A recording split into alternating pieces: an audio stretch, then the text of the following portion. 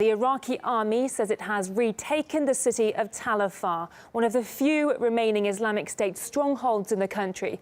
The US-backed offensive began last week, but drew concerns over the fate of civilians, both trapped in the city and displaced by the operation. Well, our correspondent Murad Gazdiev is in Afar for us. He joins us now live on the phone. Murad, thanks for speaking to us at such short notice. What's the latest from there that you can tell us? Well, the city of Afar itself has apparently, there may still be a few holdouts in the city itself, a few jihadists holding out, hiding in basements or preparing, suicide attacks as they usually do. But the city itself has been largely cleared, and they're declaring victory. For the city, it is important to make the distinction between the province of Afar, which hasn't yet been entirely declared, the city itself. They budgeted 10 days for the operation. They said, some people said that it was overly optimistic, that they wouldn't make it, but they have made it at a great cost, albeit tens of thousands of civilians have been, through horror. There's no other way to describe it, the ordeal that they faced, especially when you recognize the fact that tens of thousands.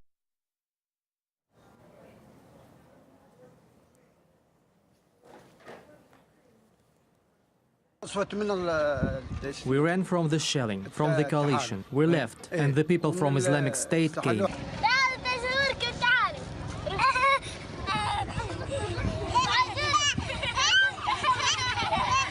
Our children are sick. We are stranded here without aid. There is no fresh water anymore. Some of the aid workers have been here, but very few of them.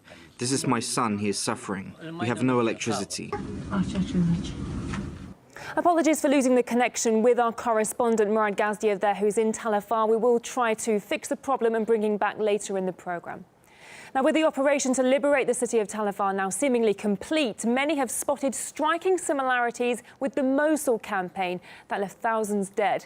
Indeed, both cities were ISIL strongholds, besieged by US-backed coalition forces, and thousands of civilians were trapped inside both Afar and Mosul under a barrage of bombs. While those trying to flee were caught in the crossfire, and those remaining had no access to humanitarian aid, with food, water and basic necessities fast running out. Well, I spoke to Sarah Al-Zakari from the Red Cross about the situation. As the operations have been moving forward, of course, we see that there are a lot of civilians that have been affected. Of course, the people in Afar will face similar consequences to what the people in Mosul have suffered from the lack of food, lack of water, of necessities. The battle, of course, is going to get even more intense. The people who are fleeing, they already took a risk to flee. Many of them as well fled at night while being shot at.